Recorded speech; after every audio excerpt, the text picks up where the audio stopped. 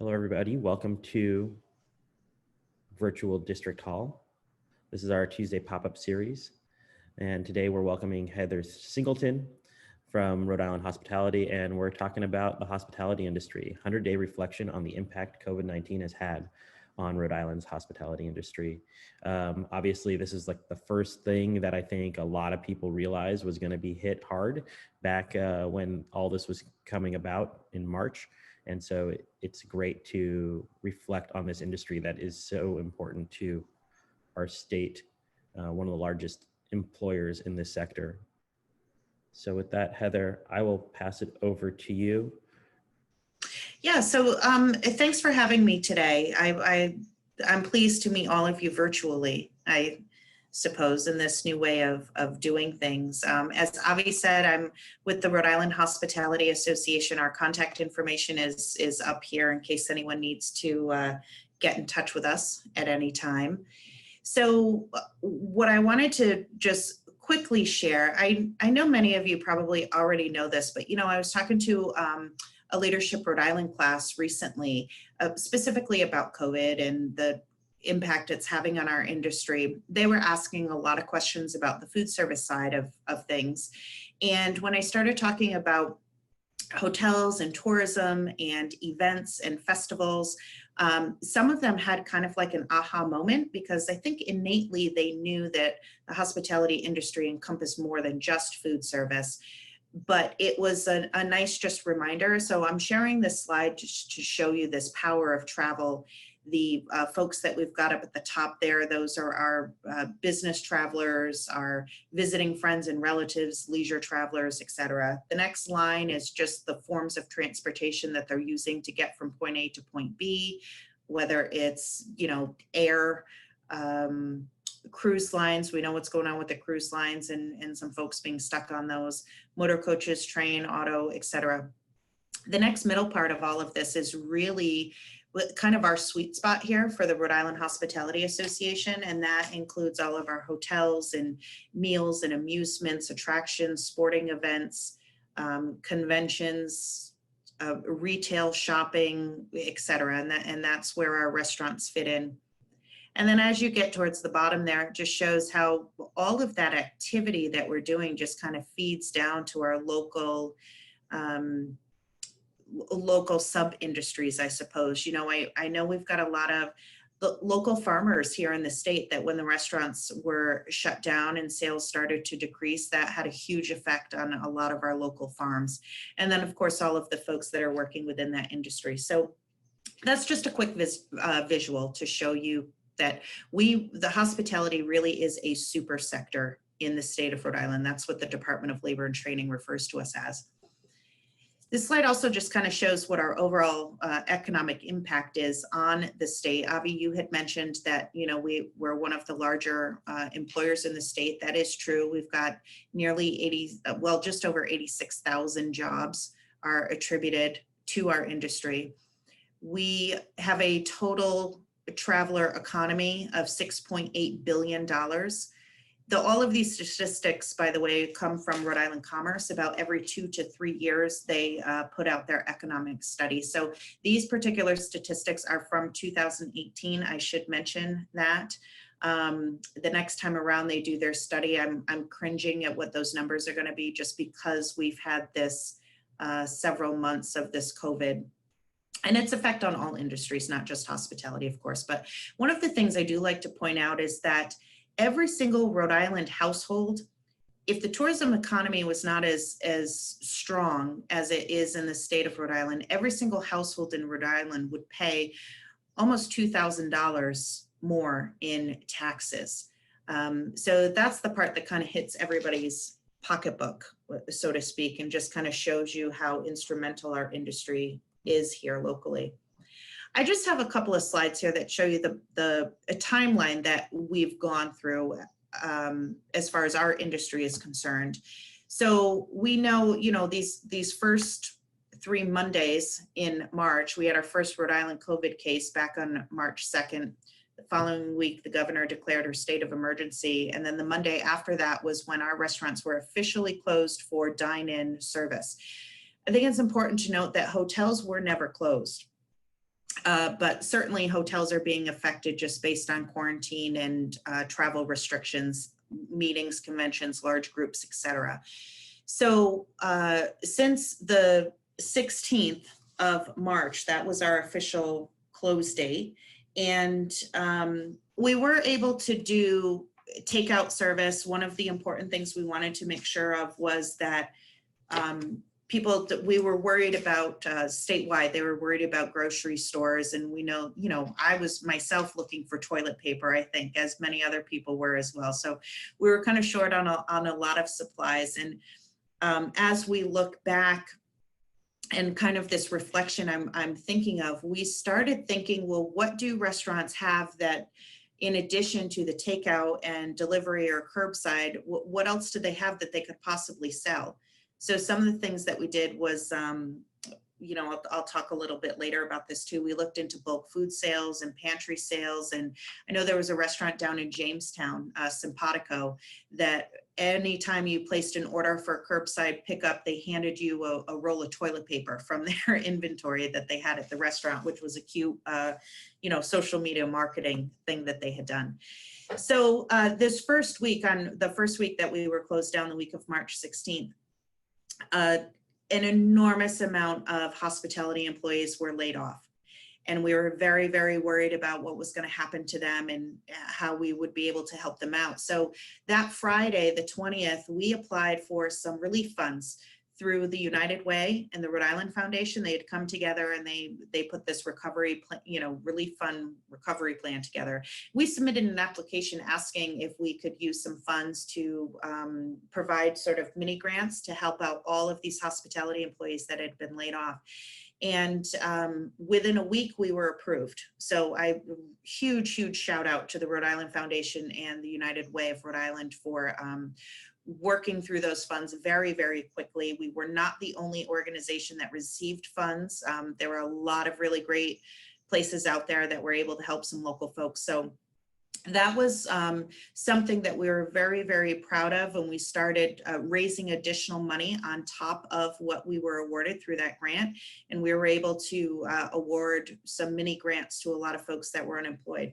Another thing, as I'm looking back during this time frame, this sort of 2-week time frame between March 16th and 27th, was that we were getting a lot of requests from local nonprofits or shelters, community organizations saying, hey, our food pantries, we're nervous about our food pantries. If you have any restaurants out there that are shut down and they need to get rid of some of their inventory, we'll gladly take it. The good news and the thing that I love about this industry is that a lot of local restaurants in these smaller neighborhoods already have a connection to a local food pantry or a local community organization. So that kind of, I don't know, I guess it just kind of restored the faith in what our industry is all about, being a cornerstone of their communities. And they already had these relationships, so we didn't get a lot of those calls coming in. But some of the restaurant owners that I did talk to, and we said, hey, if you do have any inventory that's going to go bad and you want to donate it to a pantry, let us know. We'll connect you with someone locally. A lot of those folks that I talked to said, I don't have anything. We cleared out our refrigerators, we cleared out our freezers, we cleared out our pantries. Everything went to our employees that have been laid off. We wanted to take care of our own. And that made a huge amount of sense. And I was glad to hear that was done. We also, this week of towards the end of March, we've got a lot of, the Rhode Island Hospitality Association is a membership organization, similar to any other, association or society or chamber of commerce that's out there. But we don't have, I wish that we could say every single hospitality company or business in the state should be a member. But unfortunately, as a membership organization, there's a lot of folks out there, business owners that aren't going to get the access to information that we have on a daily basis. So we reached out and offered a free membership. Any food service establishment in the state, if they were not a member, we invited them to join us, and so that they could get our daily communications that we were sending out, just kind of updating everybody on the status of how we were moving through all this. And then as we moved into April, we were talking to our members, our hotel folks, tourism folks, restaurants on a daily basis. And in early April, we said, we know that this COVID thing isn't going to last forever. We don't know how long it's going to be, but let's start talking about what we can do to reopen faster. So instead of just kind of sitting back and waiting for the state to tell us what we could do, when we could do it, of course, we're going to follow their guidelines, but we wanted to help them along the way. And you heard Stephen Pryor and Rhode Island Commerce say a lot, and the governor saying it too, that they wanted to hear from businesses across all industries. What can these businesses do to make sure that when we move through this process of these phases, what can we do to reopen?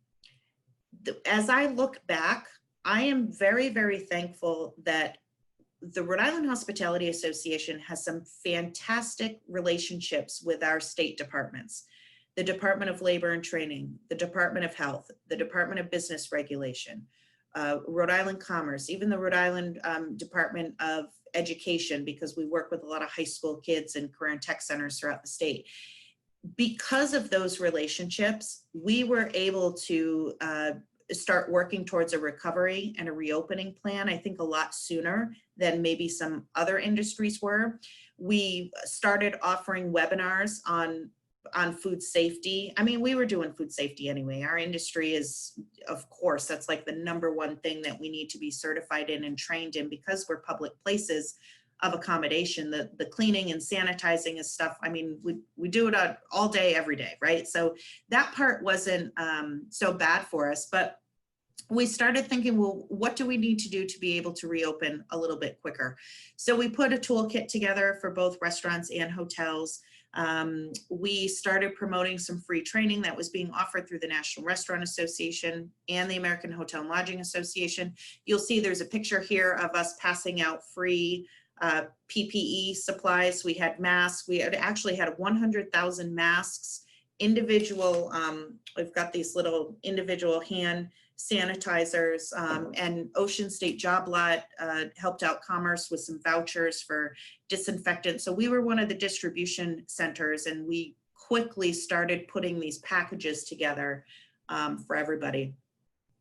But I put this little note here because as I'm reflecting back on how quickly we were able to kind of come together and start putting these resources together for our industry, I'm also mindful that nationwide, at this point, second week of April, there were 6.6 million people who had already applied for unemployment across the United States. So, you know, as you all know, this wasn't just a Rhode Island thing. This was a nationwide thing. Down here at the end of April, we had the governor announced, that's when she first announced the limits on summer events and festivals.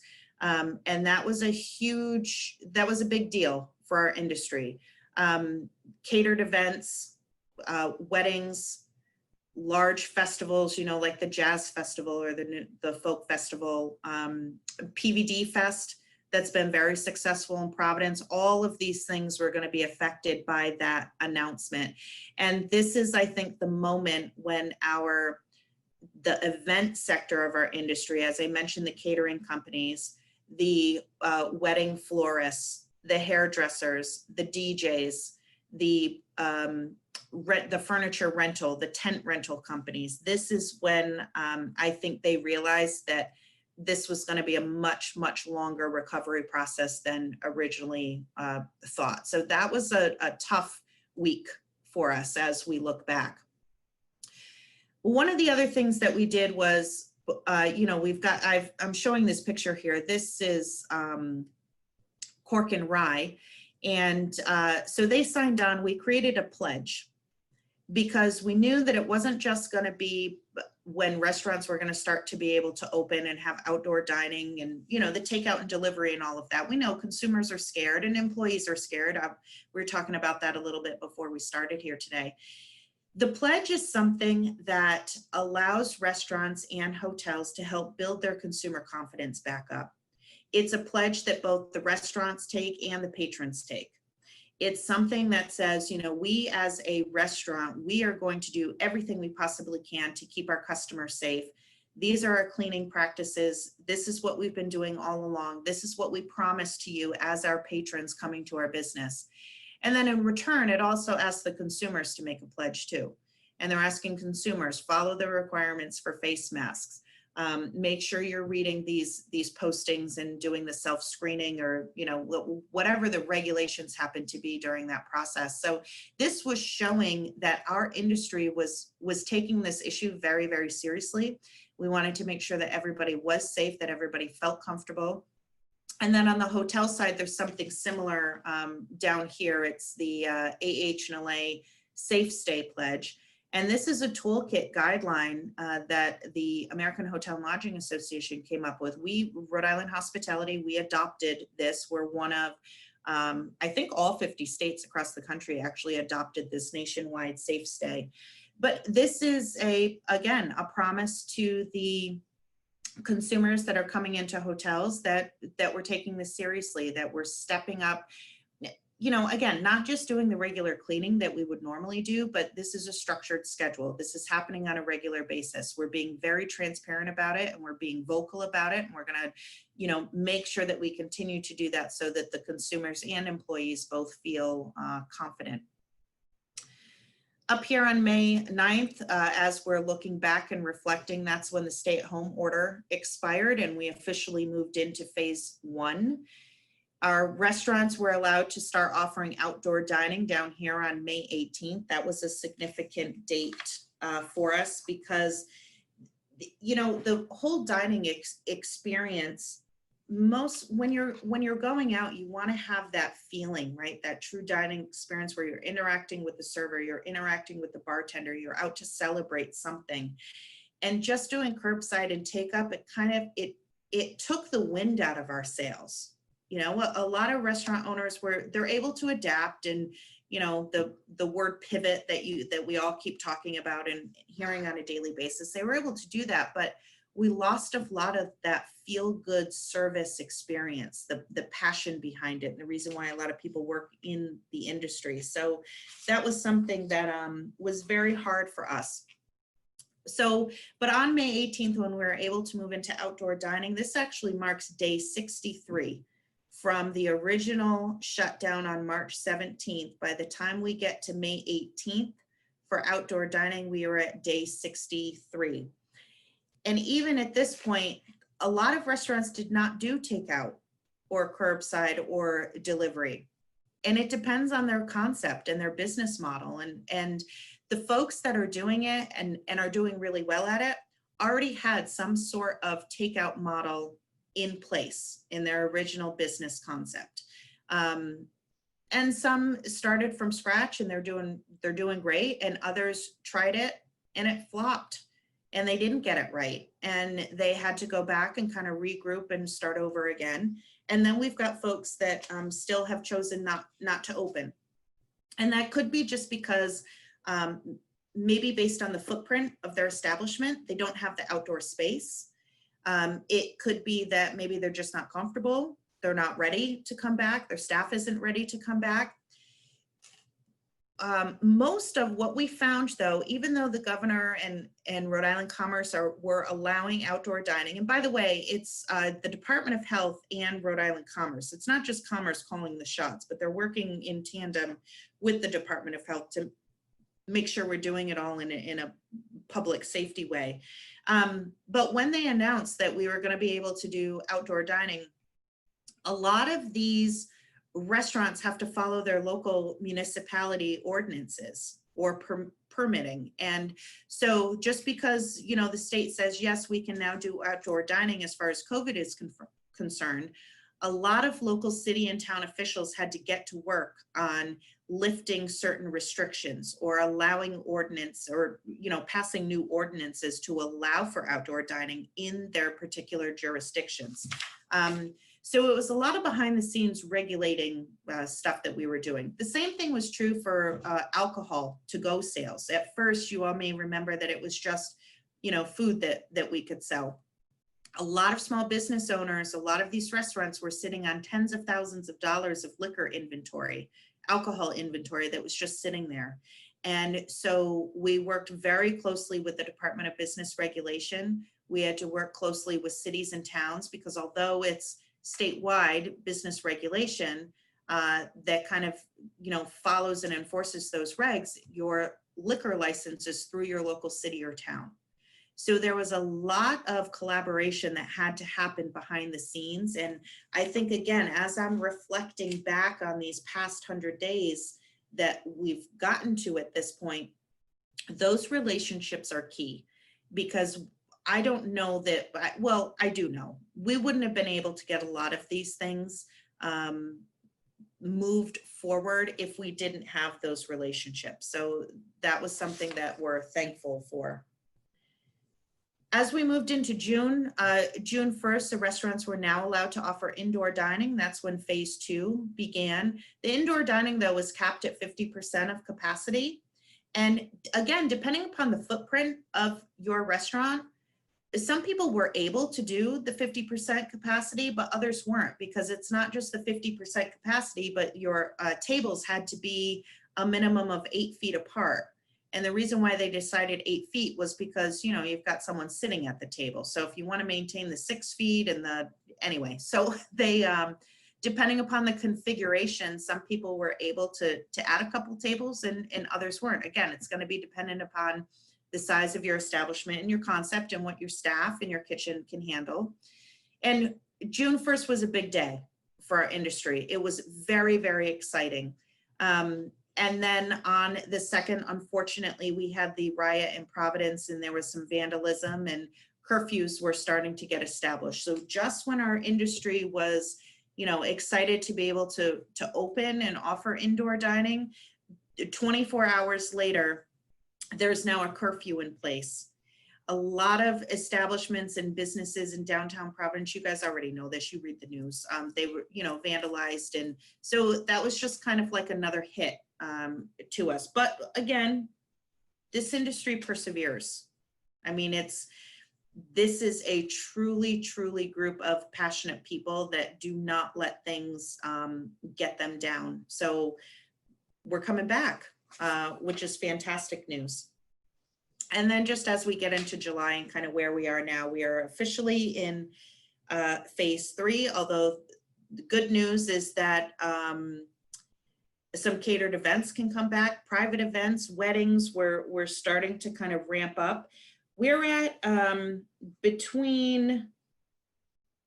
we're over 76 days, you know, as when I first looked at this, I'm like, we're about the 100-day, 76 days beginning of, you know, into June, but we're around that 100-day point now. And I think that we've seen a lot of good things happen. Again, I'm thankful for how passionate our industry has been. They've been supporting a lot of folks, first responders, and donating meals and food. This is just the pledge. I wanted to show you how quickly we were able to kind of come up with this and get that out to everybody. This slide is just showing on the left-hand side, this is a postcard that we just had printed recently. This is going to help us. What we're trying to do is build consumer confidence. So we're hearing a lot from business owners that some patrons that are coming in and they're complaining. It's not everybody, but there are patrons out there that are refusing to wear face masks. And I'm not talking about the folks that can't wear them for health reasons, but we've got some folks that are just out there complaining. And so we came up with this postcard in an effort to try to curb some of this, just to remind people of the pledge, that we want to make sure that you are observing the rules, and we still want to welcome you in. This other photo this is my teammate, Rebecca, who's been taking charge of getting the 100,000 masks out to the industry. We still have masks, by the way, so if anyone needs more PPE, let us know. This unemployment rate, this is just to show you kind of, you know, on one of the first slides, I was talking a little bit about the economic impact of our industry. This, I just wanted to kind of show you that Providence, Rhode Island, we're following national trends here. It's just that we're above the national trend. So this hit us a little bit harder than some other folks across the country, but I think that the governor and the state and everyone is doing a fantastic job locally. But this just shows what the unemployment rate has been over the past several months. And you'll notice that it will take another, I mean, we should probably have June figures out within the next week or two. These statistics are coming from the Rhode Island Department of Labor and Training and the US Bureau of Labor Statistics. So at the beginning of the year, we were doing very, very well overall.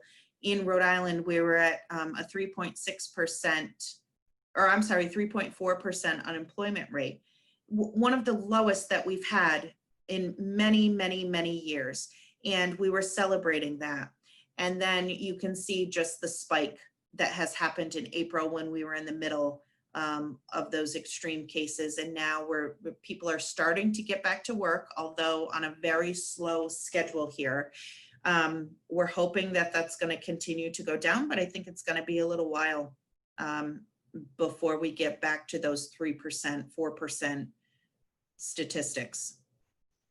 I quickly just want to mention our national partners here.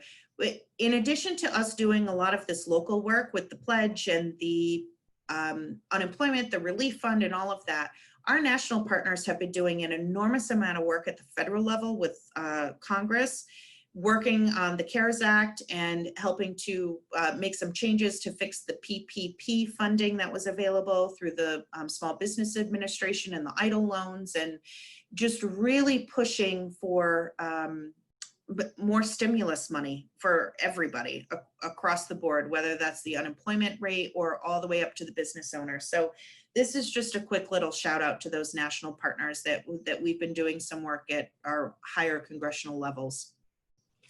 And then as far as just in closing, what the future looks like, okay, we've been reflecting, we've been talking, we've been, trying to figure out what happens next. I am worried that we're still going to see some more closures. We have seen some so far. I don't think we've seen the end of it. We are going to see some small business owners that unfortunately are going to leave our economy.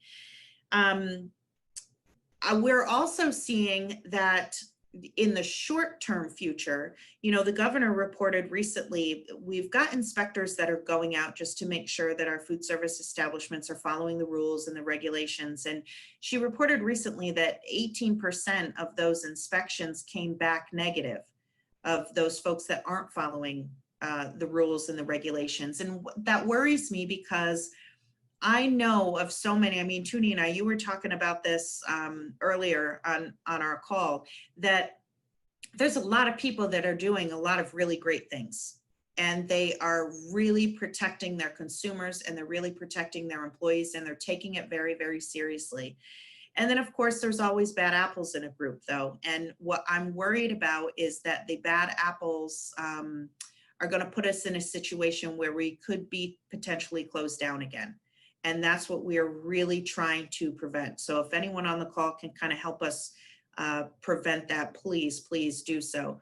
The Department of Business Regulation is taking calls, complaints. There's actually an online form that you can fill out. It's an anonymous form. You don't need to submit your name on it or your phone number, but there is a form online. If you see something that doesn't look right, if it doesn't feel right, if folks really are not taking this seriously, I would encourage you to use that form to submit it to Department of Regulation. The Department of Health is also out there doing inspections. So if you guys could all help us do that, that would be great. We are concerned about what's happening in Texas and Florida. And as we look to the future, we're looking at the other states across the country. There's a hospitality association in all 50 states. Some states, depending upon their size, have their association. There could be a separate food service association compared to a lodging association, but we're in constant communication with all of them. We've been doing Zoom calls with them every single week, sometimes every single day since the beginning of this. So we're really paying attention to what our fellow industry professionals are doing across the country and keeping track of what's happening in other states. And a lot of folks that we're talking to are saying, oh my gosh, Rhode Island is doing such a fantastic job. How are you doing it?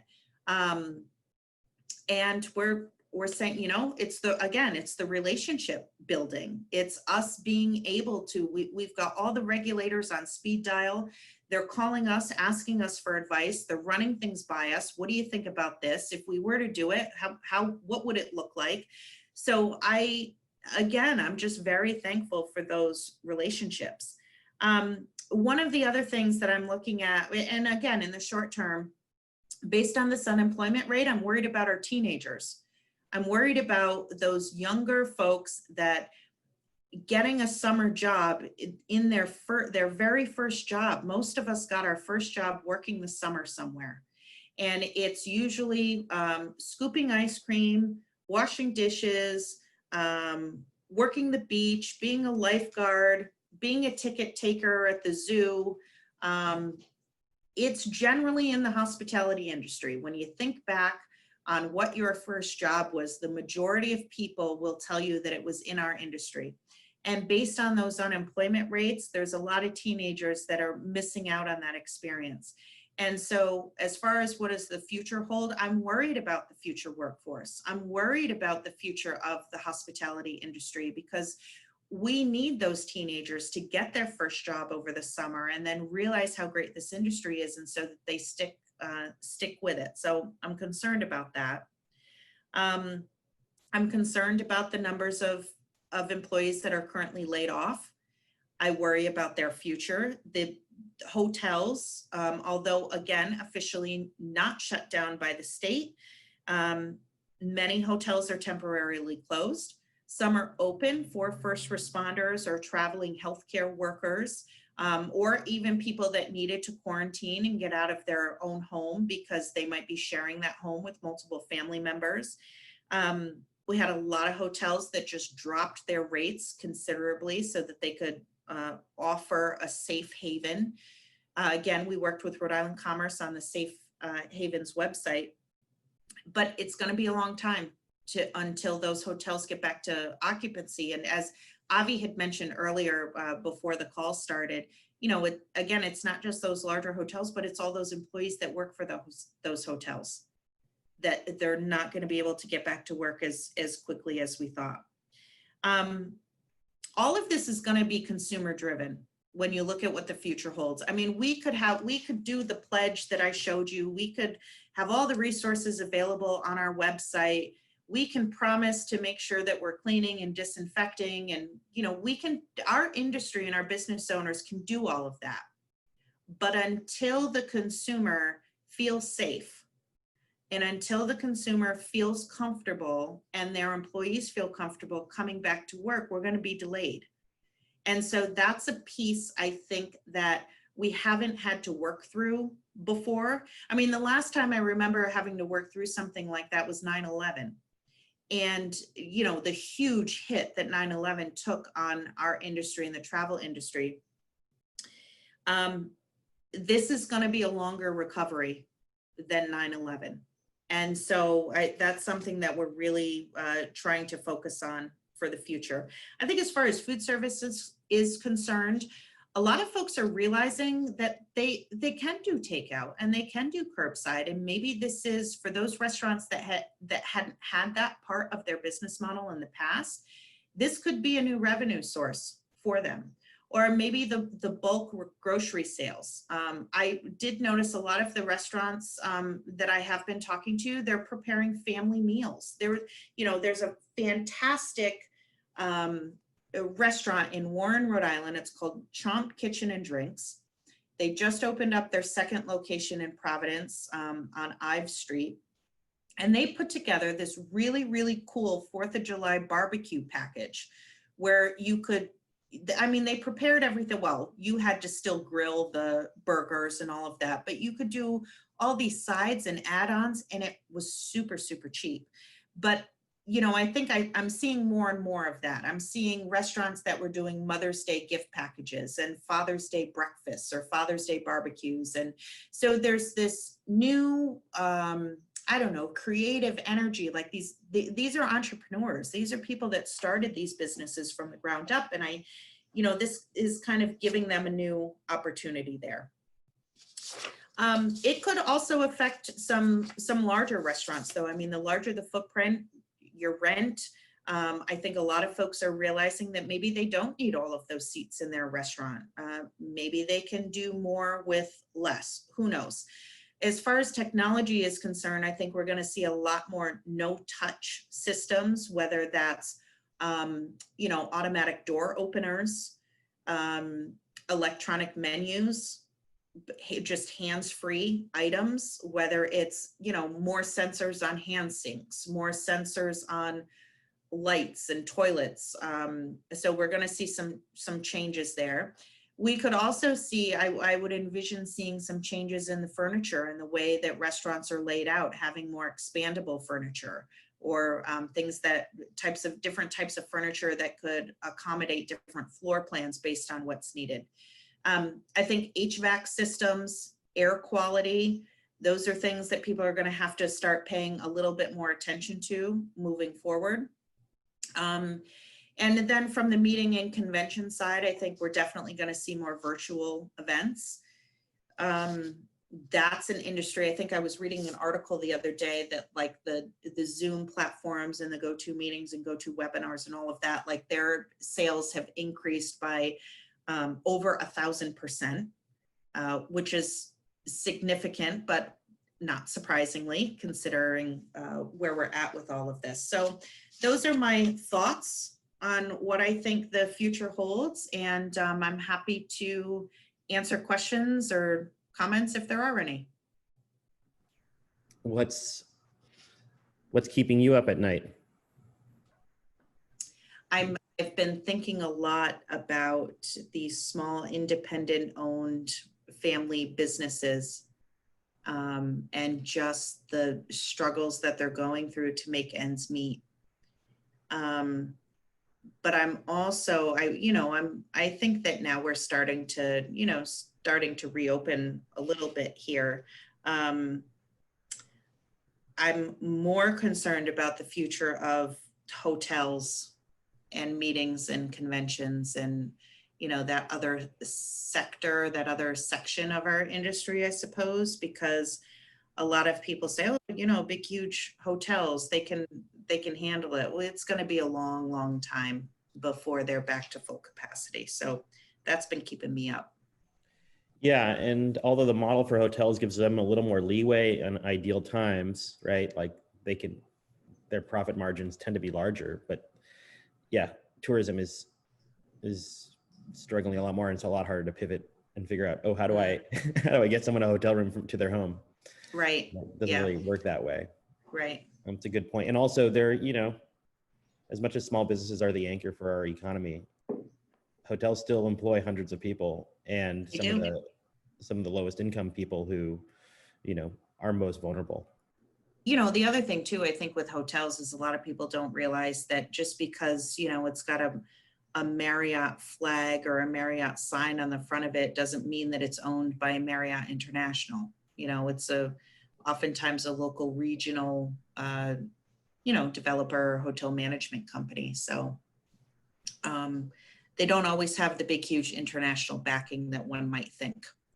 That could easily leave a massive buildings just unoccupied in the future. Right. And that's not something I don't think any city wants to see that, vacant, like if this thing continues, worst case scenario, we've got huge numbers of unemployment. We've got vacant buildings that, that just kind of opens us up.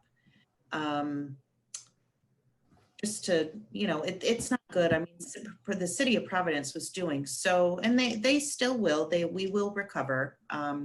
But they're just doing so well with new shops opening up and just, people now living downtown, living and working downtown. It's really become just a fantastic city to be in. So yeah, we don't want to see places go vacant. I guess within this 100 days, this is part of it, right? So on top of all the hospitality businesses, specifically those that are owned by the Black or Brown community, and do you have any that you could recommend to talk about if they've seen an uptick or if they've seen a change in business because of what's been going on with Black Lives Matter? Yeah, that's a good point, Toonie. We have seen that. We actually, Rhode Island Monthly, if you want to refer RJ to Rhode Island Monthly, they put together a very comprehensive list. And And that's the list that we used. We put that out on our social media, and we were promoting those particular businesses. So that, I think that sounds like a pretty interesting story. I'll definitely look for RJ's story on that. But I would recommend the list that the Rhode Island Monthly put out. Awesome. Thank you. Avi, I know you have questions, so I'll mute myself and get back to RJ. No, that was a really good question, actually, and I think really important for us to continue to patronize underrepresented businesses. I think some restaurants are dealing with a delivery and takeout business that they never, maybe that revenue stream didn't really exist, or definitely didn't exist at the level it's existing now. So it'll be interesting, just like many retail businesses that we've been helping in our Rhode Island Small Business Tech Support Program with their digital transformation. I wonder if, you know, the QR code menus and all these new digital transformations and new offerings in the long run will have a positive effect on this industry. It'll be really interesting to see. And my question though, is I love that you opened up your membership for free to better serve those smaller restaurants and hospitality businesses. Are they taking advantage of that, I guess is my question. We've got a good chunk of folks that are taking advantage of that. I wish that there were more. There's I believe that there's just under 3,000 food service licenses in the state of Rhode Island. Certainly not all of them are members, and not all of them took advantage of the complimentary membership. But it's a good chunk of those, and it's important that we hear from those smaller business owners, that they know that there's a place that the association is going to speak on their behalf. And we're going to speak for the greater good of the overall industry. And it's important for them to be involved because, you know, when we look at whether it's a small bakery or it's a larger, you know, corporate chain and everybody in between, that's why our local food economy is so popular and so vibrant, and everybody is talking about the Rhode Island food scene. It's because we've got a mixture of so many different types of concepts. And that's what really, really makes, I think, locally, but it's a fantastic quality of life that we have because we have all those great restaurants. And so, yeah, to that point, Toonie, I wish that there were more that were taking advantage of the free membership. But I'm happy that we had a good group of people sign up for it. And I think that they're going to start to get more involved, and they're going to start seeing the overall effect that we can have with a greater voice. You know, the more people just gives us more clout. And like with the voice, like I said, it gives us a bigger group of folks to collaborate and communicate with.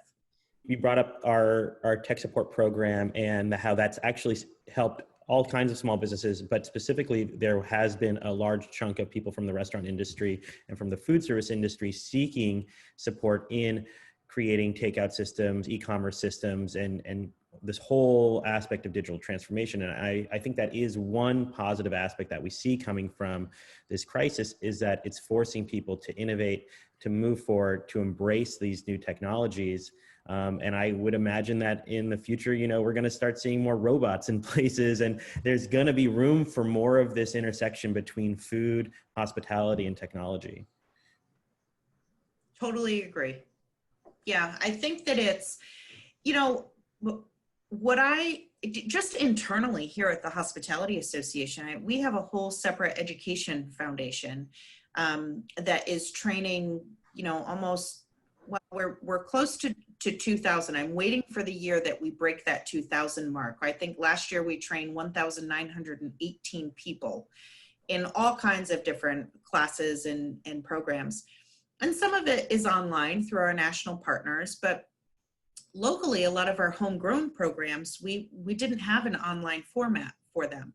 So when this happened, our education team and our teachers got like straight away, I said, move everything online. I don't care what we have to do, figure it out. get it online, whether it's, Google Classrooms, go to webinar, you tell me what we need to subscribe to, and we're going to do it. And we had always talked about wanting to do that, but then, life happens and work happens and business happens, and it gets in the way, and you put it off another month, and you're like, oh yeah, okay, yeah, we should probably figure out a way to move things online, maybe a little bit more, but it works for the time being. And then you're put in this particular situation and you're forced to do it. And then you're like, well, that wasn't so bad. Yeah, that was pretty easy. I guess we could do that. And to your point, Avi, I think there's going to be a lot of businesses that are going to continue on that pathway and say, yeah, all right, well, maybe we don't need to print menus every week for the specials. Maybe it is just a QR code that's posted on our website, or, to make things a little bit easier. I think you're right. There's going to be some new standard operating procedures based on all of this. Well, I think that's a great place to leave the conversation for now. I hope we get a chance to check in with you soon, maybe in day 200, when things, hopefully by then, things get back to normal fully. Fingers crossed.